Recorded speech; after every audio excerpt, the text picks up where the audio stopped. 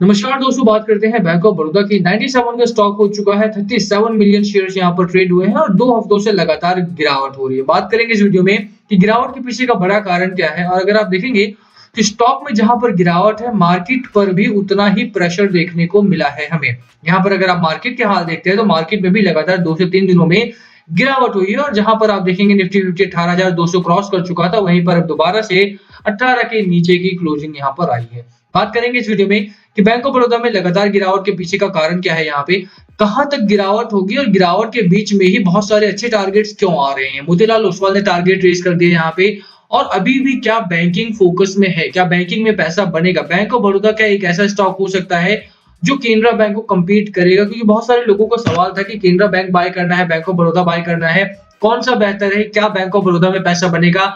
If I have already invested into bank of Baroda तो क्या करना चाहिए, यहाँ पे सब कुछ बताएंगे इस वीडियो में। चलिए शुरू करते हैं, बट उससे पहले अगर आप चैनल पे नए हो तो प्लीज चैनल को सब्सक्राइब कर दो and hit that bell icon ताकि आपको नोटिफिकेशन मिल सके। चलिए स्टार्ट करते हैं। बात करें यहाँ पर बैंक ऑफ बड़ौदा की, तो एक बेहतरीन स्टॉक है। 97 का स्टॉक हो चुका है। Q2 के नंबर्स की बात करें तो नंबर्स काफी बेहतर रहे हैं और Q2 के ही यहाँ पर वेट था सभी को कि Q2 के नंबर्स आएंगे तो उसके बाद यहाँ पर एक अच्छी रैली देखने को मिलेगी। बट ऑन द कॉन्ट्ररी अगर आप देखें तो बैंक ऑफ बड़ौदा में Q2 के बाद गिरावट शुरू हो गई है। अभी आप वीकली चार्ट देखेंगे या अगर आप डेली चार्ट की भी बात करें तो डेली चार्ट में भी कोई बहुत बड़ी रैली यहाँ पर देखने को नहीं मिल रही है।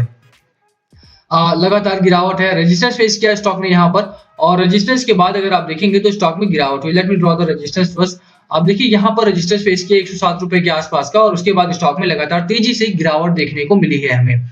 इसका क्या मतलब है, क्या यहाँ पर बेरिश मोमेंटम बन जाएगा स्टॉक में, न्यूट्रल बनेगा स्टॉक आपका, या फिर बेचना है स्टॉक को। तो सबसे पहले देखिए कि गिरावट हो क्यों रही है।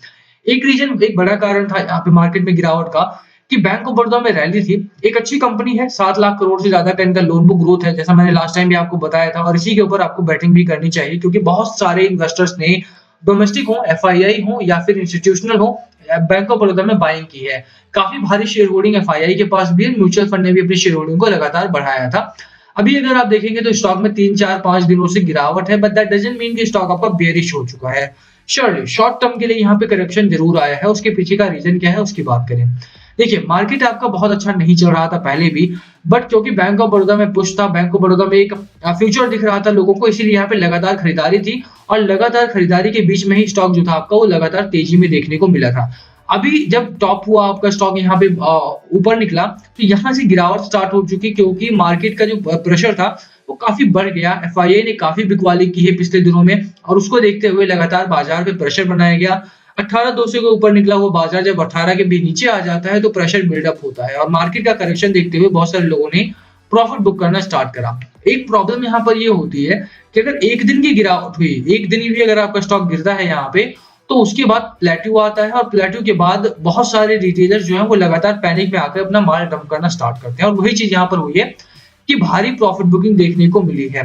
डिलीवरी परसेंटेज अभी भी ठीक ठाक है हालांकि, बट यहाँ पे अक्यूमुलेशन का जोन बनाया गया है। बहुत सारे रिटेलर्स ने प्रॉफिट बुक करना स्टार्ट करा, उसकी वजह से स्टॉक में प्रेशर बना और उसकी वजह से गिरावट हुई। पहला रीजन रहा हमारा गिरावट का कि रिटेलर्स पैनिक में आ जाते हैं जब भी मार्केट आपका प्रेशर में आता है, वो चीज यहाँ पर देखने को मिली। दूसरे कारण की अगर आप बात करते हैं तो simple case of profit booking यहाँ पर देखने को मिलता है हमें। यहाँ पे एफआईआई का डेटा गड़बड़ा हुआ, मार्केट प्रेशर बना, पैनिक आया, बहुत सारे लोगों ने डर में बेचा। बहुत सारे लोगों का जो एक टारगेट था वो 100 रुपीज के आसपास था, 105 के आसपास का था, और उसके बाद यहाँ पर गिरावट हुई। आप देखेंगे तो बाजार में बैंक निफ्टी का जो चार्ट रहा आपका बहुत गिरावट में आया है। साथ में निफ्टी 50 का देखें तो 2 हफ्तों की गिरावट हुई, 2 हफ्ते प्लेट्यू बनाया और उसके बाद दोबारा से गिरावट शुरू हो चुकी है यहाँ पे।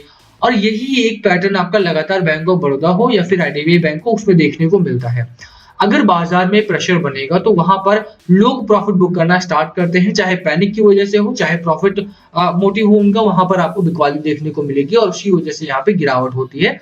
और यहाँ पर सेकंड रीजन में आप ये भी इन्वॉल्व करेंगे यहाँ पर हम कि Q2 के जब नंबर्स आ जाते हैं, और Q2 के नंबर काफी ठीक रहे, बट प्रॉब्लम ये हुई कि अगर आप नंबर्स के केस में देखोगे तो बहुत बड़ा कोई जंप नहीं है और मार्जिन में यहाँ पर गिरावट थी, जो मैंने आपको उस दिन भी बोला था कि इसको लेकर के आपको थोड़ा सा फिक्रमंद होना चाहिए। रीजन बीइंग कि बहुत सारे लोग इसको मिस इंटरप्रेट करेंगे और माल डंप करेंगे। जिस दिन रिजल्ट आया था मैंने उसी दिन बोला था आपको, वीकेंड्स के टाइम पे अराउंड ये रिजल्ट आया था, और वीकेंड्स पर ही मैंने बोला था कि इसके बाद में भी गिरावट हो सकती है, और देखिए आप गिरावट यहाँ पर हुई भी।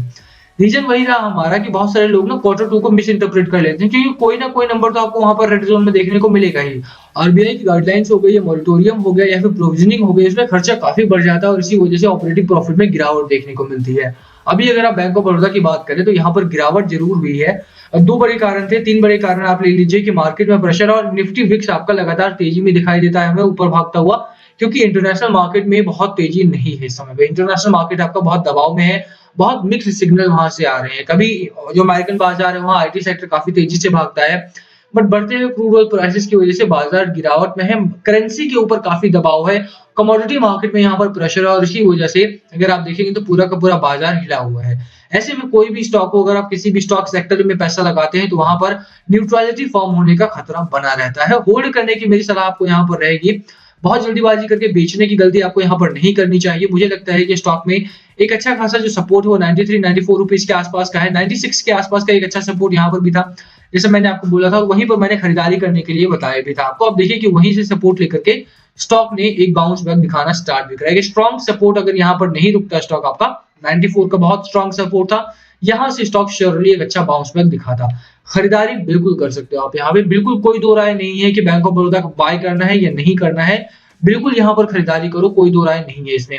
ये स्टॉक आपको अच्छा खासा रिटर्न दे सकता है in the short run, in the long run, दोनों में ही आपको अच्छा मुनाफा देखने को मिलेगा।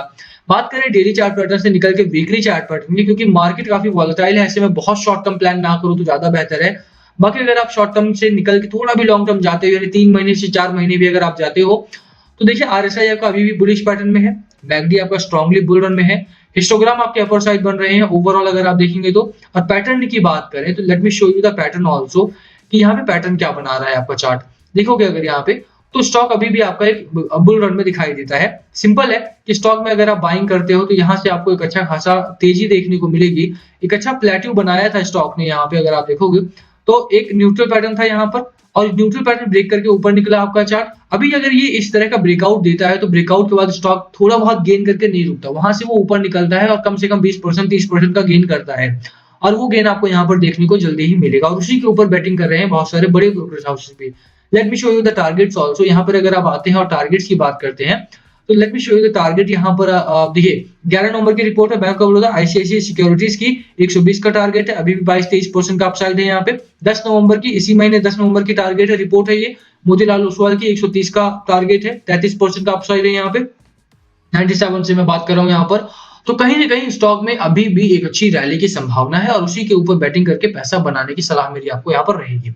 खरीदारी करने की राय है, होल्ड कीजिए। अगर आपने ऑलरेडी बाय किया हुआ है, बात डिलीवरी की करें तो स्टॉक में अच्छी खासी डिलीवरी उठाई जाए, 30%, 33%, 24%, 26%, 19%। देखिए डिलीवरी में भी इंक्रीज हुआ है यहाँ पे, और एक अच्छी खबर यहाँ से भी आती है हमारे लिए। तो कहीं ना कहीं बैंक ऑफ बड़ौदा अभी गिरावट में जरूर दिखाई देता है आपको वीकली चार्ट पैटर्न में, बट दैट डजंट मीन कि आपको यहाँ पर निकलना है। खरीदारी करने की सलाह मेरी आपको यहाँ पर बिल्कुल रहेगी। होल्ड कीजिए अगर आपने ऑलरेडी बाय किया हुआ है, 130 का टारगेट लीजिए और लंबे समय के लिए बनी रहिए स्टॉक मार्केट में। बैंक ऑफ बड़ौदा आपका एक अच्छा खासा मुनाफा यहाँ पर दे सकता है गिरावट के बाजार में। बाजार हालांकि अगर वॉलेटाइल होगा तो थोड़ा सा असर इस स्टॉक पर भी देखने को मिलेगा हमें, उस केस में स्टॉक आपका थोड़ा सा न्यूट्रल पैटर्न में दिखाएगा। तो अगर स्टॉक न्यूट्रल जाता है तो भी होल्ड कीजिए। अगर स्टॉक आपका तेजी में या थोड़ा बहुत गिरावट में रहता है, 94 तक का सपोर्ट है आपके सामने, तो भी यहाँ पर होल्ड करने की सलाह मेरी आपको यहाँ पर रहेगी। होल्ड कीजिए, खरीदारी कीजिए, 130 का टारगेट है। बाकी last call always be yours. क्या है आपकी स्ट्रैटेजी स्टॉक को लेकर के, प्लीज कमेंट करके शेयर करना। वीडियो यहीं खत्म करते हैं, पसंद आए तो लाइक करना, चैनल पे नए हो तो सब्सक्राइब किए बिना मत जाना। Thank you for watching and yes please comment अगर पूछना हो तो।